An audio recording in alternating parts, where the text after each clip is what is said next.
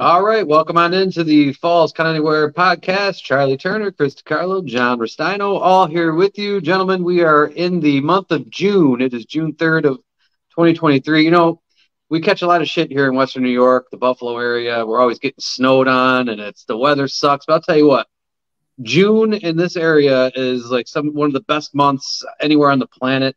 Today we got like 75 degrees. It's breezy. It's sunny. It's beautiful, man. So I hope you guys are enjoying the we get like a thaw, like for maybe 4 months a year.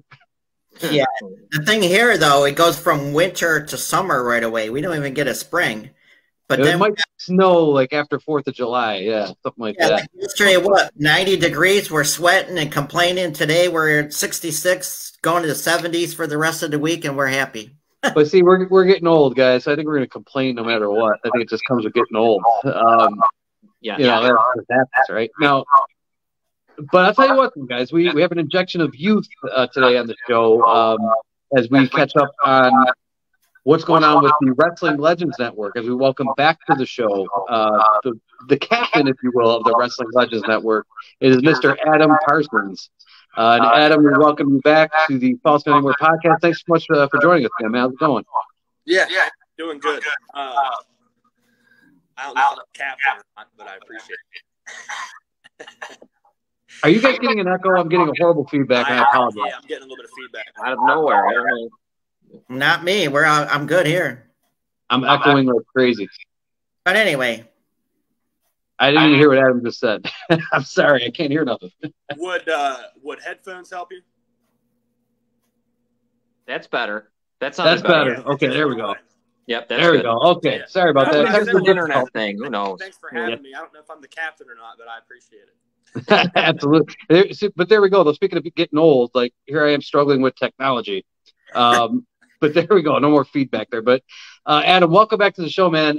We appreciate you coming back, and we love your wrestling network, dude. And I was just pulling up the website here just to get some of the updates, and the way you guys have kind of sorted things on the website. You have like a featured section, a best of wrestling specials, and some of the names that are on this list. I mean, Kurt Hennig, Randy Savage, Ric Flair. It's just been awesome. Can you kind of tell us about like the just the growth of the Wrestling Legends Network since you started and where it's at right now? Yeah, so I mean, when it started, it was through a streaming distribution company that was able to build the app for us, get us on multiple platforms other than just Roku, which is the only place where we were before. Got us the Fire Stick, got us to where you can download it on your phone, Android, iOS, whatever. Along with it being a website, you can do it through the website as well. To getting a deal with the Roku channel and getting a deal with Tubi. And there's some other streaming channels out there as well, but off the top of my head, those would be the two biggest ones for sure. We actually just signed a new deal. Two new deals actually with two separate streaming distribution companies where they're going to take some of our streaming titles and move them onto bigger platforms. Nice. So we actually just got on Amazon Prime. And there's a little bit of talks for some ones bigger than Amazon Prime. So it's growing all the time, and we're getting new footage all the time, which sounds crazy because it's classic wrestling. But every once in a while, we'll go upstairs and in the tape room, and all of a sudden, we'll come across something that we didn't realize that we had. When you've got 3,000 hours of classic wrestling sitting around in 3/4 masters, there's stuff that just gets lost up there. The biggest example would be, some of the ICW stuff we just pulled out. We have a 5-volume set. There's the best of ICW Volume 1 you can get right now, which has some matches that haven't been seen in 40 years. But Volume 2 through 5 is stuff that has never been taken off a master, never been seen in 40 years. We had it was like in a mixture of Southwest stuff. All of a sudden I came across like these 10 master tapes of ICW, and I was like, I didn't even realize that this was here. Because they weren't marked as ICW. I opened them up and it had the ICW label on them. So why they were in that section, I have no idea. So that was super cool. The Goulas DVD just came out, the Best of Mid-America Wrestling, which was pre-Jerry Jarrett in Memphis. Which was stuff not seen in 40 years. And there it is right there. Chris is holding it. There you go. Yeah. I'm going to jump in, Adam, and go ahead. promote you guys like I do all the time to my friends and Facebook and Twitter. I'm always on your side. You know that from day one. This stuff I was dying for. I even text you personally. Adam, when is this coming out? When can I get my hands on it? Well, it came out on WrestlingLegends.network.com. $12.99 each. I got the first 2 volumes, and I got them within 9 days, guys. Great service, great quality, and I can't wait for more. Thank you. Appreciate it. Yeah, I think there's going to be at least 3 more volumes that come of that, because that stuff is just from the Chattanooga side of the territory. I've got some 3/4 tapes that have never been ran off. That's the Memphis side, where it shows some house shows from like the Omen Arena in Jackson, and shows some house show matches from the Mid-South Coliseum when it was still Ghoulish Wrestling. And then we just came across about 20 reels that aren't even on they're not even on a reel. It's just film. Wrapped up. Cool. I have no idea what's on it, but all I know is that it is Ghoulish Wrestling. So there's a potential for at least 3 more volumes with just the Chattanooga side. It's not including the Memphis side. So that could end up being maybe a 10-volume set when it's all said and done. So it's cool. It seems like every couple months we stumble across something. The championship wrestling from Florida house show matches that Gennard Soley had. We're working on that as well. We just did an interview with Gennard Soley.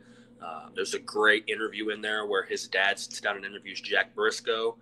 He's also, there's some stuff on Beta that we're going to pull off where Gordon went to the CAC, the Cauliflower Alley Club, and would interview guys, Tiger Conway Sr., Red Bastien, like all these like real, you're talking about like real, like way back classic legends. Awesome. So there's a lot of stuff that's going to be coming out. Most of that will be on streaming. But yeah, Wrestling Legends Network, it's $3.99 a month. If you want a trial run on Roku exclusively, it's called Wrestling Classics. You can go on there and look. It's about 10% of what we have on Wrestling Legends Network. But for $4 a month, I don't see why you wouldn't just get the whole thing. Absolutely. Quick question on that before we get to the main reason why we had you back is to promote some other great stuff you're working on and coming out. The NAWA, I've noticed you got 3-4 shows on there now. Did you have that? How'd you get that? Does that go into the SAPW stuff too? Yeah. So my dad bought that from the guy that put up the money for them to run that. So basically they had a backer, and I think Paul Jones was the original booker for it. And then after Paul, I can't remember who was the booker after that. And I think that's when the name switch happened and whatever. But that guy was pretty much broke at the end of it. It was like the Eddie Einhorn IWA in 1975 on an independent level. They pretty much just ran through this guy's money in about 2 or 3 years. Oh, wow. At the end of it, he wanted nothing to do with wrestling. And that was about the time my dad met him. And that seems to always be our luck. Whenever there's a money backer, the guy's already lost all his money by the time we meet him. But somebody else, some con guy's already got a hold of him. So he didn't want anything to do with wrestling. And he's like, here, I'll just give them to you. So my dad paid for him, but I'm not sure exactly what he paid for him. But the guy was basically just like, get this out of my life. I don't want it. So there'll be a lot more of that coming out too. Which that's got Ken Shamrock, Tatanka, the Nasty Boys, Matt Bourne, Bob Orton, Robert Fuller. But you get to see Shamrock, the Nasty Boys, and Tatanka young. I mean, they're super young, That's awesome. Stud. Well, great footage, yeah. Adam, one thing I wanted to ask you about, I don't know if you had a chance to see this or not, and I immediately thought of your Wrestling Legends Network and some other things here, nostalgia-wise, but I don't know if you had a chance to see any of the WWE documentaries. They have a Lost Treasures documentary, and they recently aired one where they were searching for some of the Macho Man's stuff, the Mega Powers robe, the crown that he wore as the king. But then they brought Lanny Poffo in. He was still alive at the time when they filmed it. And Lanny Poffo and the crew that was there with Booker T and some other guys, they watched a clip of the Macho Man in ICW where he was kind of like on the brink of leaving, and he was getting ready to go to WWF, and he was in full Macho Man gear, just full on like character, and he was doing this promo that even Lanny Poffo hadn't seen. He had never saw that. And I don't know if you had a chance to catch that or not, but I thought that was really cool footage there of the Macho Man. No, I haven't. I haven't watched a single one of those hidden treasures. I've been fortunate enough to I've been credited with 2 roles. I was on we leased them some footage for Dusty Rhodes. Oh, cool. And what was the other one? That's Shawn Michaels. So I've gotten to work with that specific producer for that. So everything that A&E does, that's how they're able to produce so much content, because it seems like they're constantly coming out with stuff for WWE. They have a separate production team for every project. So the guy, when they did the first series, Shawn Michaels was like in the first one.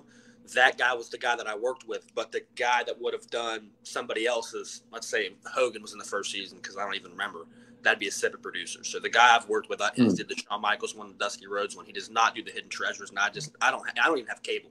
So there's no way for me to watch it, and I'm really not interested in watching it. All I know about that situation is they claim they found tapes in some warehouse from Caspian Oil Company or something. Someone was telling me the story, so I called Rip, and there was 5 owners to that. It wasn't just the Poffos. People seem to forget that, and there was actually 6 at one time. It was the Poffos, then it was Rip, Garvin, and Bob Roop. Well, those 3 guys are still alive. None of the Poffos are alive. I mean, rest in peace. But those 3 guys have no clue who Caspian Oil Company even is. Wow. So if you were an owner and you knew that a part owner was going to put up $20,000, whatever Lanny said he put up to this oil company, it seems to me that every owner would have known that you were getting where you were getting that money from. Right. That's the same guy that, his gimmick was the miser, and they had a $1,000 sleeper hold challenge, and he didn't even want to give up the money to the guy. Gee. I think he would have. I think Bob Roop said, I think he would have rather given up Lanny Poffo than he would have rather given up $1,000. Yeah, so right. I just don't see him putting himself in that situation. Those 3 guys certainly didn't know anything about it. Whether they did or did find some footage, good for them. And if they found them and it's something that I don't have, then more power to them. Play it. It's not like because I have 20 ICW master tapes, that means I own everything ICW. If there's something out there and they get their hands on it, then more power to them. Will they do something with it? Highly doubtful, because they hardly ever update the network. They sit on that stuff. I know Chris is frustrated by that, Chris. But when they had the old independent network, WWE Network on its own, they used to update it weekly. Chris, I know you know that. Yeah, well, that's the thing. Another a thing I'm going to shout out for wrestling legends. Our friend Adam Parsons here. I go on Reddit, reddit.com, and I'm constantly. And I said, the WWE Network. Where's the Georgia? Where's the AWA? Where's the Florida? Where's Primetime from '85? MSG cards from '73, '79. You guys are sitting on them. You're sitting on them like gold. Some of them they had on the classics, WWE Classics 24/7 on demand, but how come they're not on the network or Peacock, whatever you want to call it? Chris even called to talk to the manager, I think, at one point, right? I called and talked to Mark. Hey, but that's the thing. I'm saying, I said the WWE has competition with the Wrestling Legends Network and every promotion that they have that you don't. And they're showing. Yeah. And now we have, I mentioned to Adam, Ultimate Classic Wrestling, the Savoldi family streaming network, has stuff that Adam don't, but it's all great classic wrestling and you can't beat it. But Adam, though, has definitely, talking about the Macho Man, some early Macho Man right here, Mid-America, can't beat it. WrestlingLegendsNetwork.com, $12.99 each DVD here. Man, I could work for you. My dream job would be to look at that footage all day. It's I'll let you talk to my dad about that, because that's what he does all day, and I think it drives him nuts. We talked about it. WWE they were hiring somebody just to sit there and transfer and look at the footage. Man, a dream job for me. Yeah, right? Hey, I'd be right on board with that too if the decimal point's in the right place. Right. Absolutely. Well, Chris does it in his own house at this point. I don't know what the reason is for them not playing that stuff. I truly believe with Georgia Championship Wrestling that there is no master. Ole Anderson had told my father that they truly did tape over every tape every week, and they didn't save any of it. So any of that stuff that was saved, it was just some fan recorded on VHS. So maybe they're not comfortable with playing the Georgia stuff that way, but the Florida and AWA, they paid an insane amount for. So I don't know why they're not using it, but at the same time, they just made $1 billion selling it to NBC. So I think at this point, I mean, Conrad Thompson uses their stuff every single week on 5 or 6 shows, blatantly does copyright laws infringement, just plays it right on YouTube, plays their pictures, plays their music, plays their matches while they're doing the podcast, and they don't say a single thing to him. So I don't know how they do it. Yeah. They made $1 billion from NBC, and I don't think, and they're still making money from NBC, and I don't think they really care about it anymore. Well, but like, that's what I mean. We tried,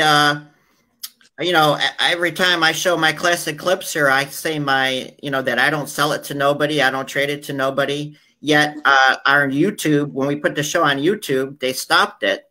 It's random. It's random. Like some shows, there's no block, and other shows there is, and it's just like, well, okay, I guess. Yeah, there's a couple YouTube channels out there that we were talking off the air that they have WWF Superstars of Wrestling. They got Prime Times. They got Wrestling Challenge that are on YouTube for free that the WWFE owns that are not showing it on the network that I'm paying for.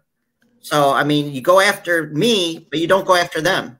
Yeah, that doesn't make any sense. And you were talking about primetime. They'll never show primetime before Gorilla and Bobby were together, because then that wouldn't be.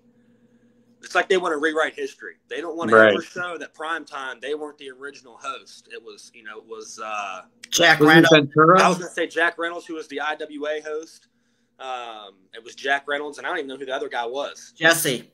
I was going to say Jesse Ventura, right? Was he there? Yeah. But yeah, they're not going to show it if it wasn't Bobby and Gorilla. They don't want anyone to think there was ever another host. And that's just, I don't know, it's just how they are. I guess we could look at it as a little bit of ignorance, but, hey, they're $1 billion company, so they're doing something right. Adam, one question I wanted to ask you, since we were talking about the Macho Man, kind of a fun question here, if you'd indulge me here, but we had a couple of wrestling historians on the show recently, Wes Maidman and George Shire. And we asked the question, we were talking about Savage during that show, if Hogan, let's just say Hogan didn't exist, and it was Randy Savage put into that role where Hogan was in '85, do you think Savage could have carried, with his charisma, his personality, think he could have carried it similar to the way Hogan carried it back in the '80s? I'm going to say no, because he would have had to have been a heel first.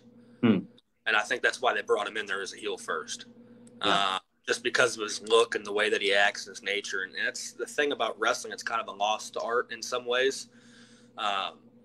Kofi Kingston will only get so far because he started out as this clean-cut, white meat, blue chipper babyface. So when he goes to, if he ever did turn heel, if maybe he has, but if he did, it wasn't successful because I never heard about it. He'll just never get beyond that. And that's pretty much what Hogan was. He was like the all-American guy, like could never do anything wrong. But I think that was like lightning in a bottle. I think only certain guys can do that. Bruno, Hogan, there's only a few guys can do that. But most guys, if you look, Jerry Lawler was a heel for a long time. Yeah. And then finally turned into a babyface. Then he was super over after that. But you have to prove to the fans, the only way I can put it is you have to prove to the fans that you can kick ass. I mean, you have to prove to the fans that you're willing to do that. And then when you finally turned, did Lawler's wrestling style really change? No, he still used the chain. He still threw fire. Now all of a sudden they're cheering for it. Right. They hated him at first, but I think you almost have to get the fans' respect on that level before you turn in a lot of cases. Ole Anderson. When he finally turned 1980, or during that period, that place went nuts when he finally, when he turned and finally tagged with Dusty Rhodes and finally tagged with Thunderbolt. A lot of guys have to do it that way. I think Savage just falls in that category. Yeah. Yeah, that was kind of the thing with, like, we had Nikita Koloff on at one point, and it was talked about the pop that he got when he turned and he helped out Dusty Rhodes, and just that amazing pop that he got. But it worked for him because he was such a hated heel, and then when he turned into that baby face, everybody was so shocked, but they absolutely loved it because he was teaming up with the American Dream. I thought that was an awesome dynamic there. Yeah. Same situation. I mean, he had to be that guy for a while, and then once you finally flip him. But if he'd have came in there as Nikita Koloff as a Russian good guy, he'd have been booed out of the building. I mean, right. Real quick, one more thing we want to throw at you, Adam, before we want you to promote and talk about what's going on this coming up Friday, June 9th, and for the future. But we were talking off camera about, old school. You don't see any managers other than Paul Heyman, if you want to call him a manager. The only mask guy that I know that I see is Scion on NWA. I mean, it's just everything has changed. And you can't even, like we had, Russian, Japanese, you will never probably see that in any wrestling again. No. It's funny. All these different groups will pop up every once in a while, and they all say, "Oh, we're going to be the alternative," and that lasts for about 3 weeks, and they all turn in back. They're all exactly the same. Right. They all look exactly the same. I think that the NWA looks just like AEW, that AEW looks just like the WWE, that Impact is probably worse than all of them, because I watched a clip like a month ago someone sent me where someone got killed in the middle of an episode, and they just like evaporated and disappeared in the middle of an episode. I was like, this is, God.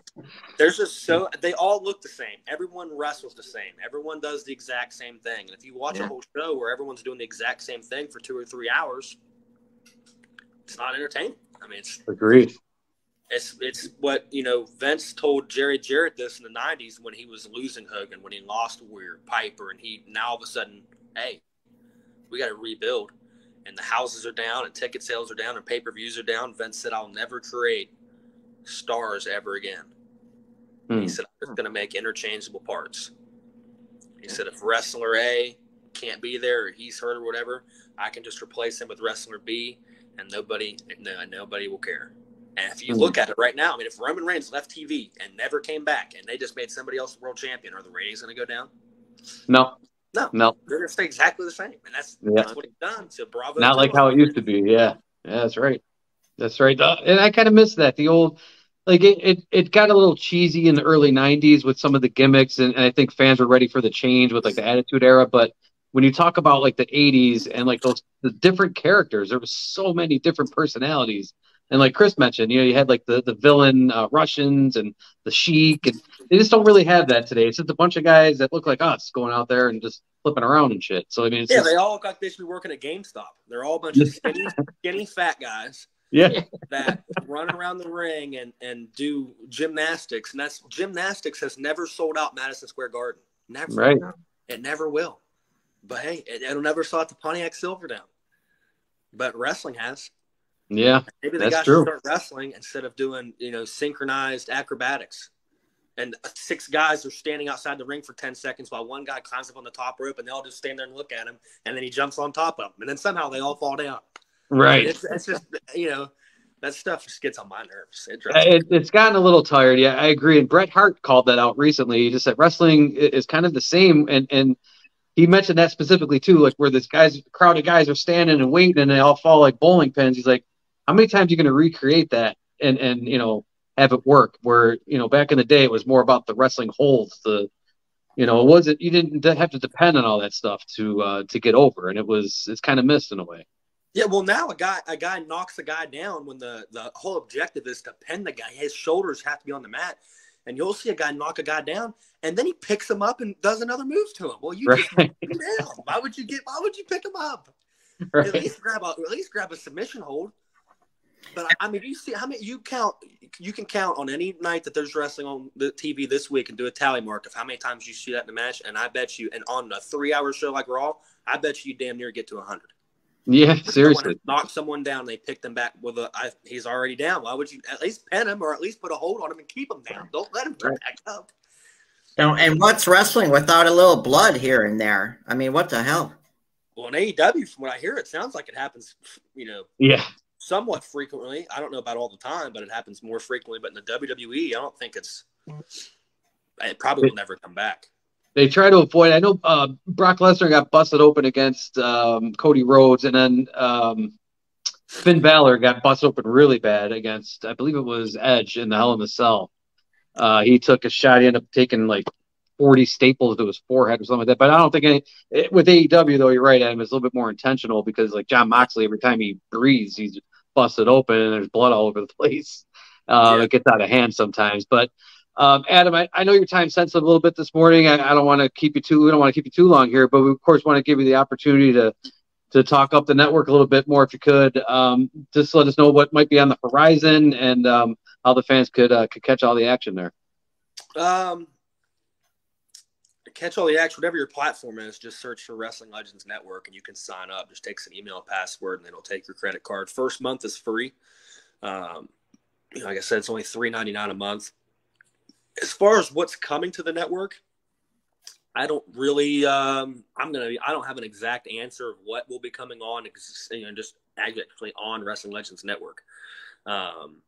I've kind of taken the back seat on that role, and there's other people that have kind of filled in that role. We're up now to about a crew of probably a dozen people that work every day on it. So, well, maybe not today, but they're working 6 days a week, 5-6 days a week on it. So as far as that goes, I don't know. I am more on the more broad subjects of I know what platforms are getting ready to be on. Like I know we just signed a deal with Amazon Prime. We'll have a lot more titles come on Tubi soon. A lot more titles come on the Roku channel soon. Awesome. And like I said, we just signed a second streaming platform distribution company. So they're going to get us on some more places as well. And if you don't want to pay the $3.99, I'm happy with you going to Roku and Tubi and watching what we have. You just won't ever get the whole thing. I mean, it's just all not going to go out there on streaming. That's the whole reason for having the subscription channel. But at the same time, some of our bigger projects may go exclusively to streaming, just for contracts of they want exclusive content. So we have to, we basically give them, hey, here's everything we have. And they may have someone at their platform that knows wrestling. And it's like, oh, yeah, we definitely want these 5 exclusively only on Prime or on Tubi or on Roku. So you'll start to see a lot more of that. So there's actually going to be a lot more free content. Awesome. Which the streaming channels actually, we don't, at the end of the day, it doesn't hurt as far as paying the bills for us. The streaming platform, actually, they do pretty well. So. That's cool. DVD deals all the time. Check out WrestlingLegendsNetwork.com. But Adam, I wanted you on here to promote the coming IWWA back studio wrestling starting this Friday coming up June 9th. Yeah. So basically, I'll tell you the premise of the show, and I'll tell fans where you can go watch it. Studio wrestling, and I think that pretty much speaks for itself. If you don't know what studio wrestling is, ask your mom, dad, aunt, uncle, grandma, grandpa, and they'd be able to tell you, oh, yeah, studio wrestling. In Pittsburgh, that's literally what the show is referred to as studio wrestling. But it's going to be that, old school TV studio style. I think similar to what the NWA as far as what you're going to look at visualization-wise, kind of like what the NWA did in the very beginning. I don't know if they still do that or not. I just watched the first couple months of it, and then I think COVID came, and I never watched it again after that. But it'll kind of be that visualization. It'll be at the School of Morton, which is in Chuckey, Tennessee. Ricky's already got a, kind of like a studio set up there. So it was an easy place for us to go where there already was something there, not something that we had to, make ourselves. Right. It's going to be the old school studio wrestling. The referee is going to, the wrestlers are going to abide by the rules of the referee. You're going to get to see masked wrestlers. You're going to get to see wrestlers, all kinds of different characters. We've got a guy that's kind of like Thunderbolt Patterson. We've got a masked guy that's kind of like Mr. Wrestling number 2. We got a guy coming in that's like 6'10" and built like an action figure. We've got 2 Japanese wrestlers coming in. So there's a lot of different characters you're going to get to see. Dylan Bostic will be there, and to me, he's like the Eddie Gilbert of this generation. He's kind of built like him. He's got the blonde hair. He's got a big mouth. He's kind of got that swag to him. At the end of the day, above all things, Rip Rogers is going to be helping put the matches together. So you're talking about as old school as it gets. So he's not going to sit back there and allow guys to do a whole bunch of choreographed moves. So if sports entertainment is what you like, then you probably won't like studio wrestling. But if you like professional wrestling, I recommend that you give it a shot. If you happen to be in the Tennessee area, that's about 30 minutes from Knoxville, west of Knoxville. I recommend that you do get there early.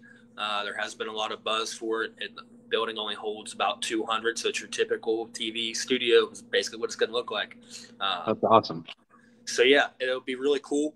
We have a taping June 9th. We have another taping July 27th, then July 28th, then August 26th.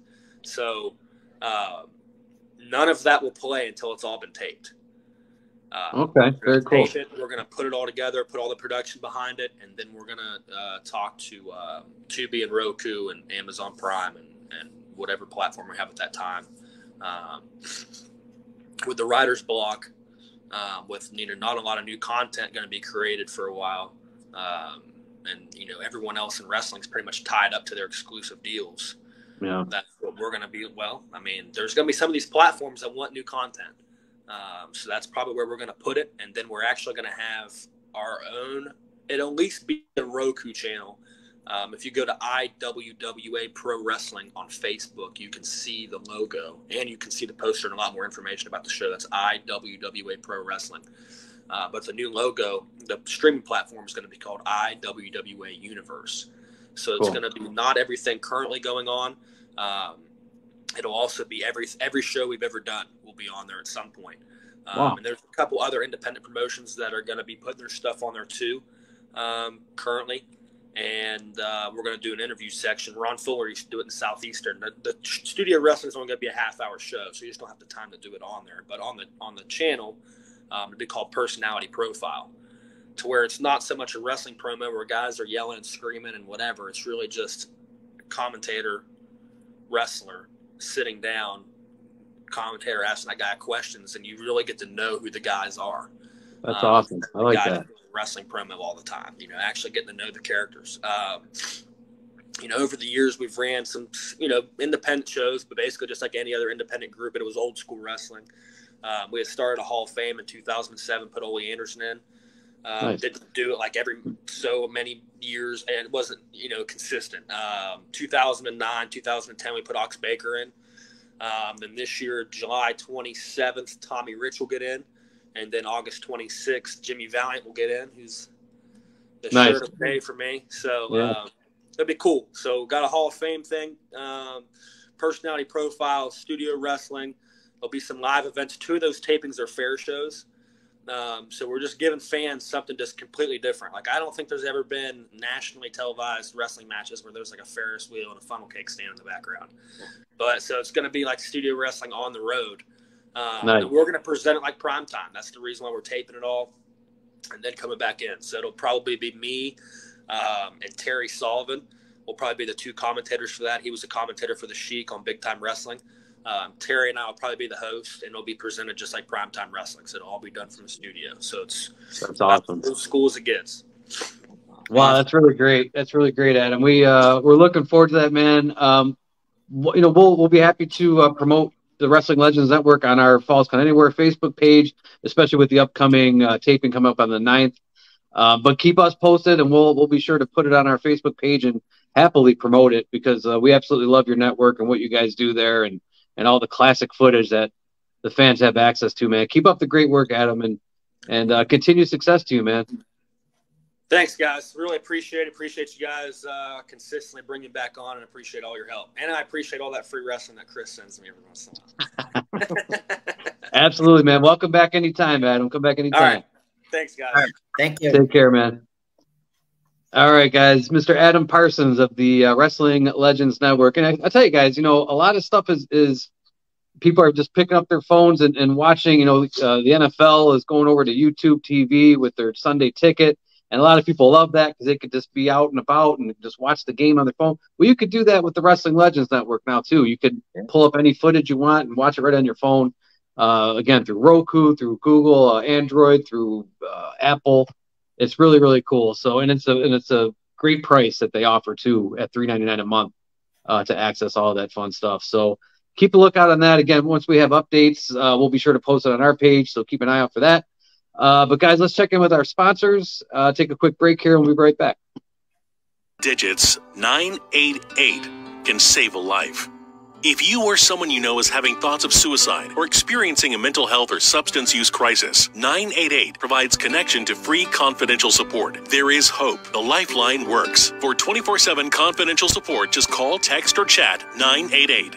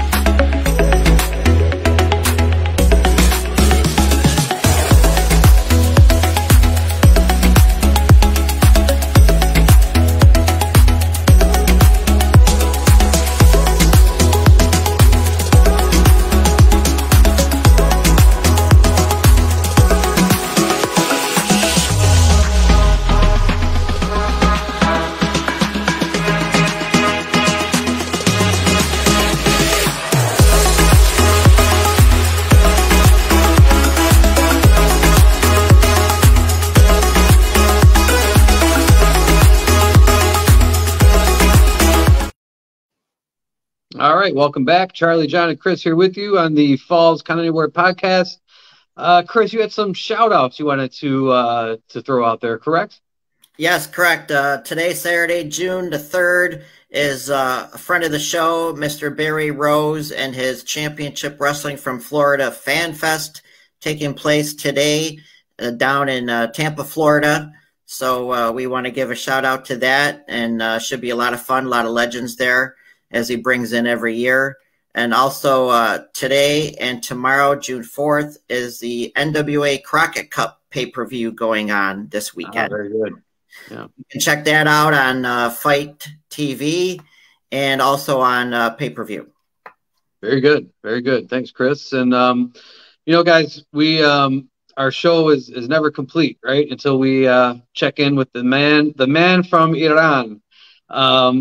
I'll tell you what, I just recently learned, a lot of people pronounce it Iran. It's actually Iran is the way you're supposed to pronounce it. So if you notice when the Sheik says Iran, number one, he's pronouncing it, obviously he's pronouncing it right, but that's how we should be pronouncing it, Iran. I'll probably screw it up, but whatever. Doesn't matter, I guess.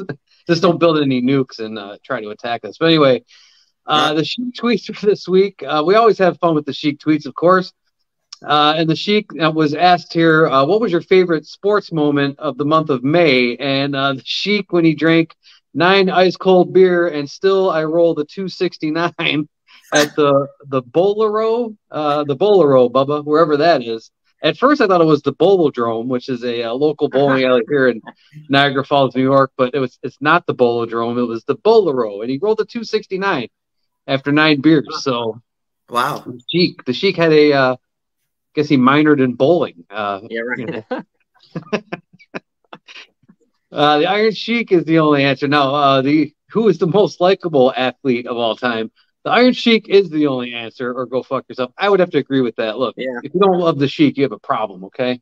The problem is with you. And if you don't like the Sheik, he will humble you and put you in the camel clutch.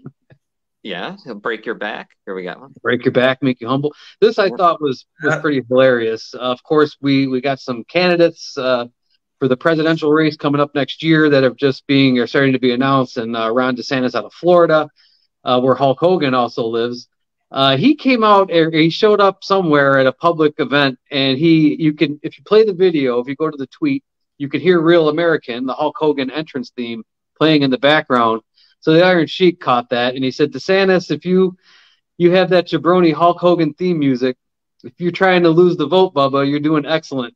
So the Sheik is not a fan of the Hulk Hogan entrance music used there by rugged Ron DeSantis there, if you will, I guess.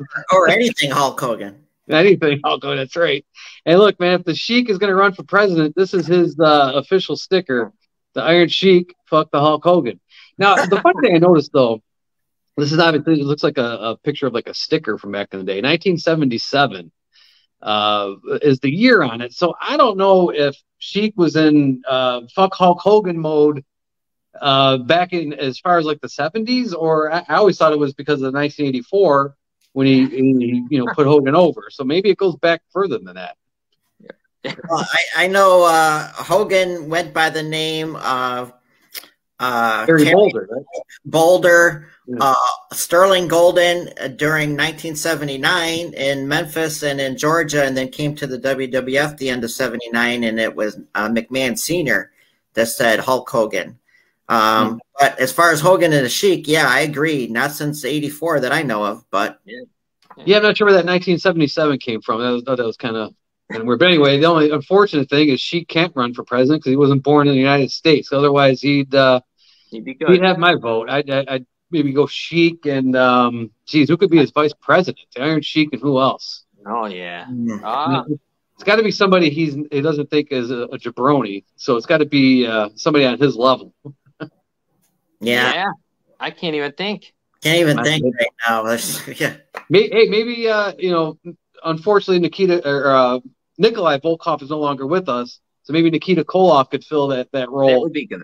Nikolov and Sheik 24. I'm in. Let's do it. Yeah, Let's in. Definitely hit the reset button on the whole country and get those two guys in there to just turn things around. I think that'd be great. Mm-hmm. But yeah, we always have fun with that, and the Iron Sheik and his tweet. Is that the last one there, John? I think that was all. It. Yeah, all right, that was it.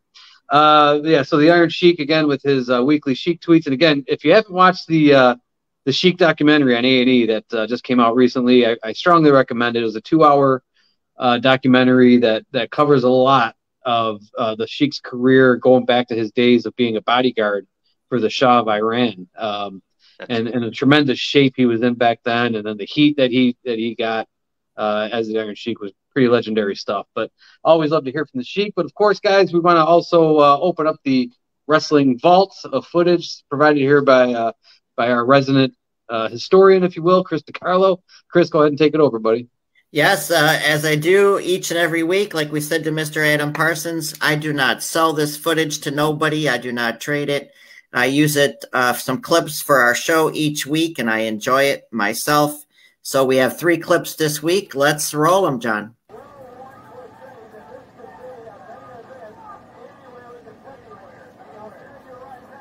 Was that Paul E right there? I'm not seeing anything, but... Oh, I see it. We got Bruiser there. That's definitely Bruiser Brody. There we go. Championship Wrestling. Okay, Southern Championship Wrestling from Georgia. This was the year 1988. Of course, there's a classic intro. Yeah. Here we have Chris Adams and, of course, the historic Mr. Wrestling #2. Now, who's the mullet here interviewing these guys? Who's that guy? I Like believe John Cleese? Yeah, Rick Stewart is his name.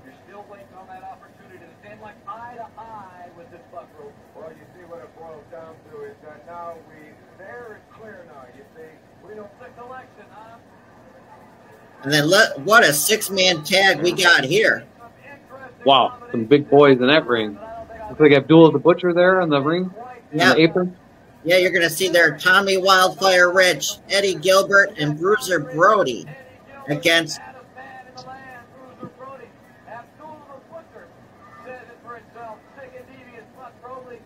Well, and who was that, Chris? Abdullah the Butcher, and who else was with them? Buck Robley and Dick Slater. Nice. Talk about a little studio wrestling. Here's a little studio.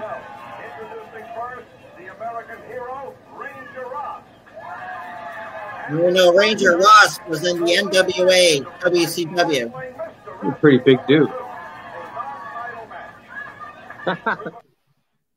Wow, Ranger Ross. Who's that? I'm not even familiar with that guy. Well, you check him out on YouTube, NWA Power Hour or NWA World Championship Wrestling from 89, early 90. He was on there. Pretty big guy, yeah.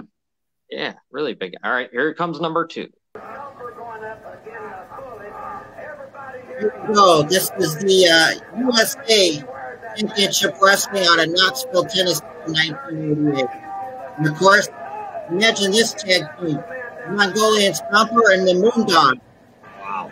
Yeah.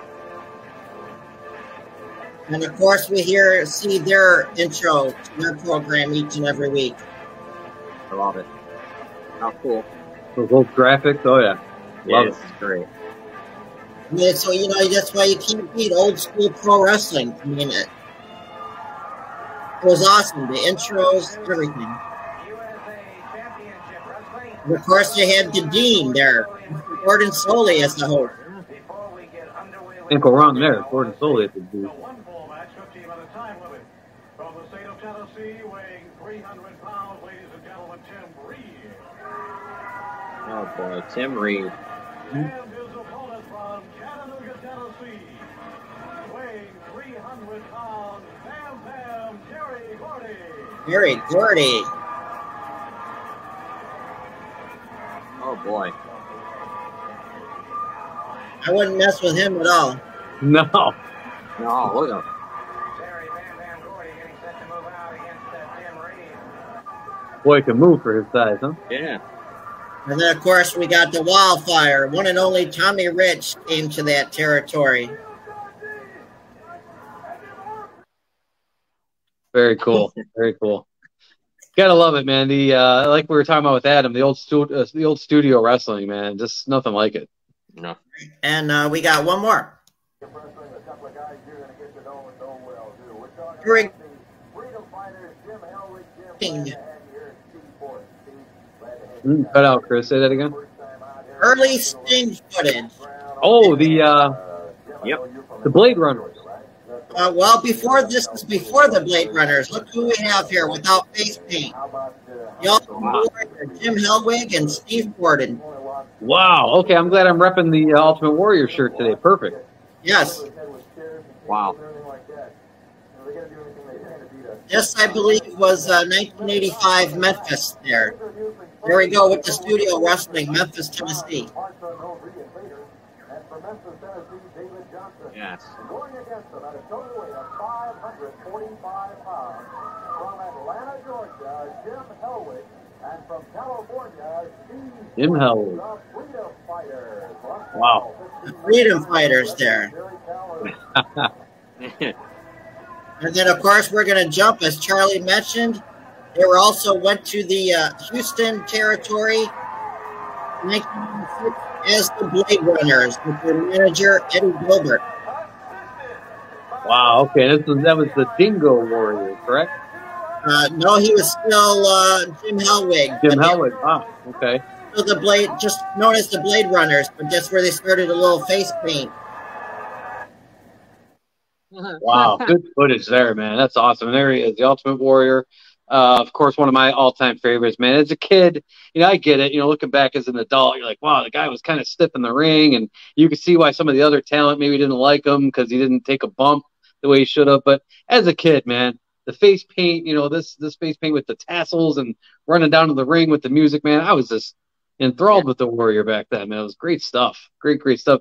The the one thing when I think about the Ultimate Warrior as well, his brief run in WCW back in '98, I think it was, when he showed up and they had the horrible rematch with Hulk Hogan. But man, I was clamoring for 2 matches while he was there. Him and Sting, which never happened because WCW was a mess at this point. They didn't know how to book anything. So Sting and Warrior would have been awesome. And Warrior and Goldberg, I thought would have been amazing because Goldberg was just Mr. Intensity. He smacked his head against the wall to come out to the ring. He was bleeding half the time before the match even started. Him and the Warrior in a match together, it might have been a mess, but it would have been awesome. 2 powerhouses like that going instead of that brutal rematch he did with Hogan and the fireball that failed. And oh my gosh. It was bad all around. It was bad. The good thing out of that was the way they brought him in with the smoke machine and the lights going on and off, and then he came out with his own OWN, One Warrior Nation. That was the really good thing about it. But his debut was great. Even Hogan played off of it great. He looked at the camera, he goes, "I thought you were dead," because there's always these rumors about the Warrior. It's like the 3rd Ultimate Warrior. The other 2 died, and anyway, we all know it was Jim Hellwig the whole time. But yeah, I thought they blew it. But again, WCW was a mess at that point. But a couple things I wanted to mention, though. Speaking of WCW, they got a Dark Side of the Ring documentary coming up. The new season just started. They just had an episode with Chris Candido and Sonny, Tammy Finch or Lynch. I can't remember. My apologies, but Sonny. And very, very good story. They got a whole slew of episodes coming up here, and a lot that I'm looking forward to as well. So check those out, and because they are pretty great. The Dark Side of the Rings, they dig a little deeper than the A&E WWE based documentaries. They want to keep things protected on those, where Dark Side, they kind of just dive right into things. I didn't realize Chris Candido, the way he passed away from ankle surgery and flying when he was recommended not to, ended up with a blood clot in his lung, which was very, very tragic. But anyway, those have just started on the Vice Network, so be sure to check those out. But guys, of course, we got to pay a little bit of love to the guys that helped establish these guys, and they are the jobbers or the enhancement talent of the wrestling world. And this one is another one from the World Wrestling Federation from back in the day. This gentleman wrestled from 1989 to 1991. He is Mr. Len Wagner, and Wagner had an 0-7 career record, so not much work. But over a 2-year span or 3-year span. And some of his notable losses, he was in a tag match where he lost to Andre the Giant and Haku. Also took, speaking of the Ultimate Warrior, he took a loss to him, Rick Rude as well. So he had some fun losses in there, but Len Wagner is our enhancement talent of the week. Yeah, he, like I said, over 7 matches, it just makes you wonder, like, if WWF is in town where he lives, they just call him up and say, hey, we need a guy with a mullet to show up and get his ass kicked. And Len looked like he obliged there. The mullet I just thought was hilarious because, it's the perfect example of business in the front, party in the back. Yeah. Yeah. Definitely. So, yeah, look good at stuff. Mr. Len Wagner, Very our good. jobber or enhancement talent of the week. And guys, just to catch up on a few things, we did have a couple of pay-per-views last week, AEW. Just a couple of quick notes. MJF, Maxwell Jacob Friedman, he retained his world title. Jade Cargill finally lost a match. She lost the TBS title to Chris Statlander, so that was huge. And also, it was just announced on AEW Dynamite. It is now official. We will see the return of CM Punk at the debut show of AEW Collision, which is going to debut on Saturday, June the 17th. So coming up in 2 weeks. Again, we're going to talk about that a little bit more as we approach that date. But CM Punk returned. Once that was announced, it was a majority of cheers, but there were some boos mixed in. Now, of course, it's going to be in Chicago, AEW Collision. So, of course, he's going to get a warm reception there no matter what. But it'd be interesting to see as he goes along here a couple of things. If he's going to be a shit disturber like he's always been, speaking of CM Punk, or if he's just going to kind of maybe he learned from this. Like, look, I was out of the business for 7 years, just got booted from AEW after less than a year, and he's been sitting out for about a year. So this is kind of like his third chance, if you will. Hopefully he doesn't screw this up and he works with the talent a little bit better than he did the first time around. And there's no backstage brawls or anything because this is a mess. Yeah, I'd like to see him be AEW heavyweight champion at least. So we'll see what happens. Yeah, and I'd love to see him and Bryan Danielson maybe get mixed up with each other. We already saw MJF, CM Punk, but I wouldn't mind another return match where he's back in the title picture, like you said, Chris, but also Bryan Danielson, I think, should absolutely be in that mix with those guys. So interesting to see. And then also on the WWE side of things, guys, Rollins is the new World Heavyweight Champion, defeating AJ Styles at Night of Champions in Saudi Arabia. I'm cool with it. I didn't mind whoever came out of that match to the winner. Just roll with it. I wanted to see AJ Styles because I believe Styles just celebrated a birthday last night on SmackDown. It was mentioned. I believe he's about 45 or 46, if I'm not mistaken. I know he's in his mid-40s, so I thought it would have been the right time to give him a final run. I shouldn't even say final because we don't know how long he's going to wrestle for, but give him a run. He's in his 40s. Rollins still has some more years ahead of him. Rollins, I think, is in his mid-30s. But either way, they did a good job with the match and presenting the new world title. Also, the WWE introduced a new Universal Championship. I got a couple problems with this, okay? First of all, you can't really see it in the picture, but it's labeled as the Undisputed Champion, which we just talked about Seth Rollins, so obviously it's disputed. So I don't know why they're calling it the Undisputed title anymore because you have another champion on Raw. So, and I also thought that this was a missed opportunity here for a new belt. I don't hate this belt, but it looks exactly like what they currently have as far as the WWE title / Universal title, the blue and the black. They basically just made it a gold belt, all one, and they're going to shed the 2-belt carry that Roman Reigns has been. Well, Paul Heyman's been carrying both belts, but they've reduced it down to 1. But I was kind of hoping, since they had a modified version of the World Heavyweight title, I was hoping for a modified version of like the Winged Eagle. But this is it really was a lackluster debut of the new title because it's like, really, that's it? That's the way I feel anyway.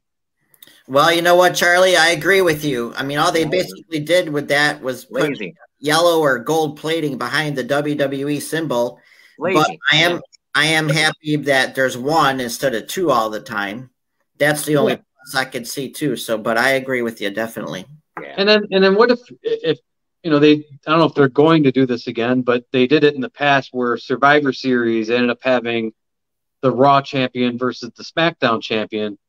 I would imagine they have to scrap that because how can you have a World Heavyweight champion versus the Undisputed champion? Well, like I said, how is it undisputed if there's a champion in the ring with you there in Seth Rollins? So sometimes WWE makes decisions I just don't understand, and that's one of them. I thought they blew an opportunity for a brand new title design and just call it the WWE title the way it should be. I think they just scrap the whole Universal shit. Nobody's wrestling on freaking Mars, you know what I mean? So, WWE Universe, I know they refer to it as that, but I would rather just bring it back as the WWE title, an updated version of the Winged Eagle, perhaps, or even something new. Lost opportunity, in my opinion, but Definitely. Agreed. But we'd like to as we end the show here this week, we'd like to John, thank our fans and viewers on all of our platforms. Of course, here on Facebook is our home. Of course, on our YouTube channel, there is Friends with the Z Media Network. You can not only watch our show here, Falls Count Anywhere, but John's 3 shows and his sports show. So that's growing. And our Twitter is @CountAnywhere. And also Spotify is growing as well. And we're looking to get on some other platforms in the near future. So definitely going to check that out. And John, tell our viewers about a Facebook Star program. Yep. If you're watching us now, please, if you see the stars come up and you have 99 cents, if you send us 99 cents, it gives us 100 stars. And the more stars we accumulate, the better opportunity we have for some Facebook advertising. So the 99 cents, we'd get the $1. We accumulate stars. The stars give us some opportunities, and that $1 goes into our just programming and how we, how we get on the line and all that stuff. So, but please, if you can, and anyone who has already, I appreciate it. Yes, shout out to it's Mayor McCall, John McCall. I just want to give him a quick shout out because, man, the feedback we got from our show with him, he's got quite the following. The wrestling talk with Mayor McCall has a heck of a following, and we got a lot of feedback from his fans on our post here of our show last week. So we appreciate all of them for checking us out and chiming in, and hopefully we gained a couple of viewers in the process because, yeah, I tell you, Mayor McCall's got a following, and we got to try to maybe get that type of following on this show. But props to him, and again, thank you to Mr. Adam Parsons again today for joining us on the show for that interview. John, do you have any public information here? We are a show of the people, as I love to say, and because we love to give some helpful information out. Anybody that could be watching and needs some help, John, what do you got for us? This week it's Human Trafficking Hotline, 888-373-7888. That number is completely and totally confidential. They don't, you call, they're never going to give up your name. You don't need to give your name, phone number, nothing. You just tell them if you're seeing something that looks to you like human trafficking. And, that's happening quite a bit around our country at this point. So, and in the world. So if you pay attention, you see something happening that you think just looks odd. And sometimes it does. I mean, there are things that sometimes just in your head. Call this number. Don't worry about it. You're not doing anything other than just letting them know. They'll look into it.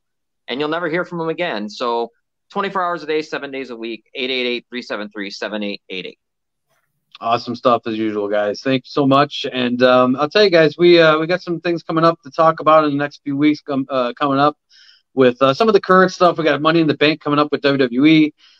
We got the Forbidden Door coming up with AEW and some other things as well that we'll be touching on in the coming shows. And then, of course, any guests that we might be ready to have on the show, we'll let our viewers know about it on our Facebook page. And hopefully, we can get some great interviews lined up as we always do with the guests that we've had on this show have been fantastic. So we look forward to more to come. And thank you guys. And man, I don't know, guys, enjoy the weather, man. Enjoy the weekend, right? Yeah, go get some propane and grill and enjoy this nice weather. Yep, sounds good to me. Absolutely, guys. All right, thanks so much, guys, for another great show. We will see you all again next week. Take care. Yes, thank you.